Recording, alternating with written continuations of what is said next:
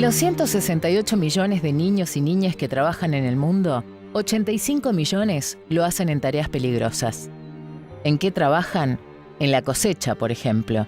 En talleres, en ladrilleras, en la venta ambulante, en el cuidado del hogar, de sus hermanos, de ancianos o enfermos. En los casos más extremos, son explotados sexualmente y empleados en contrabando, tráfico y venta de drogas. Se habla de esto cuando se habla de trabajo infantil. El trabajo infantil es aquel que priva a los niños y niñas de su infancia, su potencial y su dignidad. Es física, mental, social y o moralmente perjudicial para la niñez. E interfiere tanto en la escolarización obligatoria como en el tiempo de juego, recreación y descanso necesarios para su desarrollo. En Argentina, en 2013, prácticamente la totalidad de los niños y niñas de 5 a 14 años y el 84% de los adolescentes de 15 a 17 años concurría a la escuela, lo que revela los avances para garantizar el acceso a la educación como un derecho universal. Pero hay chicos que estudian y también trabajan, y esos chicos están en desventaja en relación con el resto. Por eso el trabajo infantil sigue siendo un problema a combatir, y por eso hoy vamos a hablar de trabajo infantil en Vivo en Argentina. Para hablar estamos con Gustavo Ponce, él es integrante de la Organización Internacional de Trabajo y gracias por haber venido. A mí me gustaría saber cuál es la edad mínima de admisión. Por empezar, en Argentina está prohibido el trabajo infantil, sí, pero ¿cuál es la edad mínima de admisión para un empleo, para un joven? Bueno, el trabajo infantil está prohibido por ley y la edad mínima de admisión al empleo son 16 años. Quiere decir que a los 16 años un joven puede trabajar, pero puede trabajar en condiciones de protección. Es decir, no puede trabajar más de 30 horas semanales, no puede hacer trabajos nocturnos, no puede trabajar con agrotóxicos, con herramientas de corte. Y yendo al secundario. Y por supuesto no debe competir, no debe ser el trabajo, digamos, algo que compita con su asistencia a la escuela. Claro. ¿Cuál es la situación, la radiografía, si pudiéramos sacar hoy en la Argentina? Las estadísticas, los últimos informes dan cuenta de un descenso notable por las condiciones económicas, por el aumento del trabajo en blanco para los papás. ¿Cuál podríamos decir que hoy es el porcentaje de chicos y chicas que realizan trabajo infantil? Bueno, el panorama es muy alentador. Si uno toma los últimos 10 o 15 años, la medición del 2004, entre la medición del 2004 y la medición del 2012, se vio claramente un descenso de 6,4 a 2,2 en los chicos más chicos.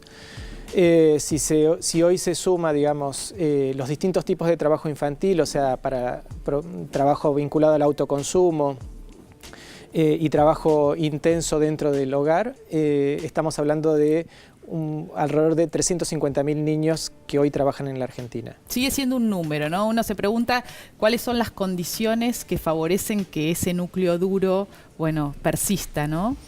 Bueno, hay muchas. En principio, digamos, uno de los elementos clave en la disminución del trabajo infantil son las políticas públicas vinculadas al empleo y a la educación y a la salud, a la protección social en general de la familia. La asignación universal por hijo, totalmente, por ejemplo. Totalmente. Digo, todos los programas de transferencia condicionada, como lo ha sido el Bolsa Escola en Brasil, claro, como lo ha sido programas, creo que el de oportunidades es el de México. En fin, en la región hay varios ejemplos que han condicionado, digamos, que parte de la asignación de esos recursos tenía que ver con que los chicos no trabajen. ¿Y estos chicos que no están trabajando, volvieron a la educación, volvieron al colegio? Sí, es que en general en la Argentina, y eso se vio muy claramente en la encuesta del 2004, los chicos no es que estudian o trabajan, sino que estudian y trabajan. Y trabajan. Claro, porque acá la escolaridad, digamos, sí, es obligatoria.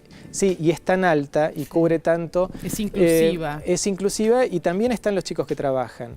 Están los chicos que trabajan, pero obviamente en desventajas al lado de un chico que no trabaja. Y por ejemplo las tareas rurales, que hay muchos chicos que por ahí trabajan porque ya es parte del, no sé, del negocio familiar. Bueno, ahí hay que ver varias dimensiones, algunas más vinculadas a temas económicos, culturales y de condiciones de empleo. Ahí es muy fuerte el trabajo a destajo, ¿no? Porque, bueno, ese es determinadas actividades como el tabaco, por ejemplo, la cosecha del tabaco, el algodón, claro, contratan a la familia y hay una cuestión cultural ahí que es muy difícil de desarmar, que la familia como una estrategia de trabajo va con sus hijos, ¿no? Y otras veces no tienen dónde dejarlos, por otra parte. Sí, en realidad ya hoy no hay empleadores que contraten a la familia, sino que contratan al padre, al jefe de familia. ¿No quedan, usted dice, que no quedan de esos No, lo que digo que cada vez quedan empresarios? menos. O sea, así como decimos, bueno, disminuyó el trabajo infantil, hay que ver qué es lo que se mejoró. Una de las condiciones no solamente son las cuestiones de las normas que se han mejorado en el país, sino también de políticas y de condiciones de organizaciones. Se ha creado, por ejemplo, una red de empresas contra el trabajo infantil en coordinación con la CONAETI, que es la Comisión Nacional para Erradicar el Trabajo Infantil. Esto, que se creó en el 2007 y continúa vigente, empezó, digamos, fue como la primera en la región, y hoy ya hay en Chile, hay en Ecuador, hay una en Panamá. ¿Cuántas empresas han adherido a ese compromiso? Y aproximadamente hay unas 100 empresas, de las cuales diríamos que unas 60 o 70 son las empresas que llevan adelante y que son las más activas. Pero ahí, por ejemplo, hay distintas iniciativas y una tiene que ver, por ejemplo, con el sector del tabaco, donde los empleadores lo que se encontraron era justamente con esto, con que los trabajadores venían con todo el grupo familiar. Y el modo que se encontró es crear centros de cosecha, jardines de cosecha le llaman, que son centros de cuidado, porque otro de los elementos que también produce, digamos, como un cóctel explosivo, además de las condiciones de trabajo, es la falta de oportunidades para dejar a los niños mientras los padres trabajan en las cosechas. Y esto muchas veces se da con cosechas que se dan en el periodo de receso escolar. Sí. Claro. ¿Eso en Argentina o en Latinoamérica? Eso en Argentina, y es un modelo que a través de la CONAETI y de la red de empresas se está viendo, digamos, porque también hay iniciativas que son regionales. Justo estábamos hablando de la CONAETI y estamos en comunicación con su titular, que es Pilar Méndez. ¿Qué tal, Pilar? Mariana Carvajal te saluda. ¿Cómo estás? ¿Qué tal, Mariana? ¿Cómo estás? Bien, bueno, repasando un poco la radiografía del trabajo infantil en la Argentina, viendo los logros en relación al descenso, pero también señalando que persisten algunos núcleos que a veces cuesta por ahí desarmar, ¿no? En relación al trabajo infantil. ¿Dónde hoy persiste en la Argentina y cuáles son esos núcleos más duros? Bueno, los núcleos más duros, sin lugar a dudas, tienen que ver con aquellos sectores a los cuales es más difícil llegar, tanto a través de la inspección de trabajo como a través de otros agentes de detección que hemos logrado que se creen en el marco del Plan Nacional, como son los maestros, como son los agentes de salud, sector con el cual estamos trabajando muchísimo, como son las propias empresas que integran nuestra red de empresas contra el trabajo infantil. Claramente estamos hablando de sectores como el trabajo infantil, en el trabajo en casas particulares, o más conocido como servicio doméstico, al cual cuesta muchísimo llegar y por lo tanto cuesta mucho visibilizarlo, y el histórico trabajo infantil en la agricultura en nuestro país, que si bien hemos avanzado muchísimo en el marco del Plan Nacional, porque después de muchos estudios logramos diseñar una herramienta especial de abordaje, como son los espacios de atención y cuidado o jardines de cosecha, a los que refería recién Gustavo Ponce, que es una herramienta que se diseñó en la CONAETI. También hemos logrado cambiar la ley de trabajo agrícola, ¿sí? Ahora en la nueva ley hay un capítulo que obliga a todo empleador agrícola a contar con estos espacios de atención y cuidado en el ámbito agrícola. Pero por supuesto es un sector en el que todavía falta muchísimo por las características propias del ámbito geográfico en el cual se lleva adelante esa modalidad de trabajo infantil.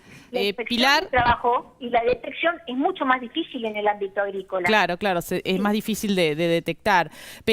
Señalabas vos el tema de los cuidados, ¿no? El trabajo doméstico al interior de las familias. Y en ese sentido quería saber si te referís a trabajo que realizan los chicos y las chicas dentro de sus propios hogares, ¿no? Es muy frecuente a veces que las hermanitas se hagan cargo del cuidado de los hermanitos más chiquitos, o son chicos que son contratados por otras familias para que hagan el trabajo en esas casas.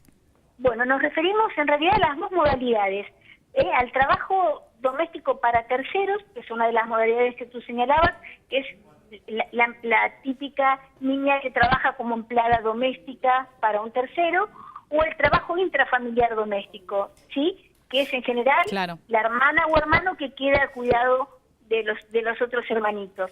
En lo que tiene que ver con el trabajo doméstico para tercero, nosotros acabamos hace muy poquitos meses de sacar una recomendación a nivel de Mercosur, ¿sí? que es sumamente importante, porque habla de la obligación de los ministerios de trabajo de llevar un registro de las trabajadoras domésticas, ¿sí? Que esperamos que eso se instale también en nuestro país. Esto va a servir para ejercer un contralor sobre el trabajo doméstico. Hemos logrado también en la nueva ley, y esto es importante difundirlo, en la nueva ley de trabajo en casas particulares, que es este servicio doméstico para tercero en la Argentina, hemos logrado prohibir el trabajo llamado cama adentro o sin retiro para menores de 18 años, ¿sí? Porque se considera que esto es un trabajo peligroso, el hecho de dormir en el ámbito del empleador para el cual se trabaja. Digo, han sido muchísimos los avances normativos y de concientización en realidad a estas modalidades de trabajo en los últimos años en nuestro país.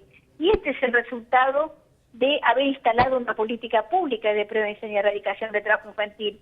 Hace 10 años atrás no se hablaba de estas cosas. Es verdad, en la Argentina. Hoy hay una conciencia muy grande en relación a esto, que se ha plasmado en las normas, y esto es lo importante, ¿sí? Cuando el proceso sale inversa, es porque a raíz de una fuerte concientización a nivel social y de políticas públicas, esto se ve plasmado luego en la ley. Porque cuando se hace a la inversa, terminamos teniendo leyes que no se cumplen y que no tienen resultado, con lo cual destacamos este proceso también en la Argentina. Las normas han sido consecuencia de las políticas que se están llevando adelante. Y por último, la penalización, ¿no? Este gran paso que dio la Argentina, convirtiéndose en el único país que considera delito penal hacer trabajar a un niño o a una niña por debajo de la ley mínima de admisión al empleo. Yo acabo de llegar hoy de la reunión del IPEC que se celebró el 12 de junio en Ginebra con motivo del Día Internacional de Lucha contra el Trabajo Infantil, Día Mundial de Lucha, y la verdad que somos el único país que tiene esta consideración, y esto está siendo analizado por otros países que quieren copiar esta norma en la Argentina. Para nosotros es muy importante, porque el trabajo infantil por debajo de la edad mínima de admisión al empleo, y esto es lo que hay que decir, genera daños en la salud psicofísica que son irreversibles. Por eso esta insistencia en que los niños y niñas no trabajen por debajo de la edad en la que uno está preparado psicofísicamente para hacerlo. Pilar, muchísimas gracias por esta comunicación. Muchas gracias a ustedes por interesarse por esta temática. Sí, sumamente, bueno, uno se preocupa porque realmente el impacto en la vida de los chicos y de las chicas es enorme, no solo que dificulta el acceso a la educación, sino que tiene consecuencias de acuerdo al tipo de desempeño con su salud física, ¿no? Bueno, da para hablar un montón de preguntas quedan, ahora nos quedó poquito tiempo, pero está bueno poder ponerlo en la agenda también, ¿no? Bueno, ¿querés cerrar? Te dejamos cerrar un segundito. Un segundito. Para redondear y... No, solamente un mensaje, una idea que es el aprendizaje que tiene la OIT en esto, que el trabajo infantil se erradica con un proceso de diálogo social donde tienen que participar sí o sí, digamos, los actores gubernamentales, los sindicatos y las empresas. Y todos están haciendo cosas. Ahí veíamos, por ejemplo, imágenes de los ladrilleros. Eso y bueno, ¿quedan todavía chicos trabajando en ladrilleras? Sí, y el sindicato de ladrilleros, por ejemplo, está llevando acciones en relación al tema. Digo, hay mucho para contar de las cosas buenas y también mucho para contar de las cosas que todavía faltan hacer. Muchísimas gracias, Gustavo, gracias por a haber ustedes. venido.